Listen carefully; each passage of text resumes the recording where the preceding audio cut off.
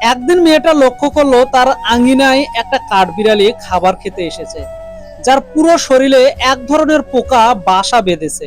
মেয়েটা তাকে কিছুটা পরিমাণ কাঠবাদাম দেয়, সে নিয়ে দৌড়ে চলে যায়। পরের দিন মেয়েটা আবার তাকে দেয়। আসলে মেয়েটা তার সঙ্গে বন্ধুত্ব করার চেষ্টা করতেছে। একদিন মেয়েটা তাকে ধরে এবং পাশের পশু চিকিৎসালয়ে নিয়ে যায়। ডাক্তারের ডাক্তার সাহেব খুবই সাবধানতার সাথে তার শরীর থেকে বিশাল আকারের এই পোকাগুলো টেনে টেনে বের করছে।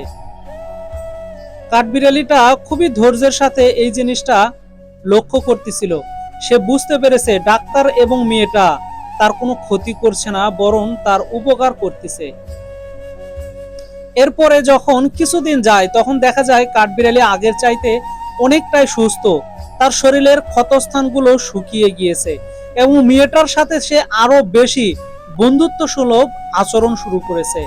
যেন মেয়েটাকে ছেড়ে সে কিছুই বোঝে না। কেনই বা বুঝবে?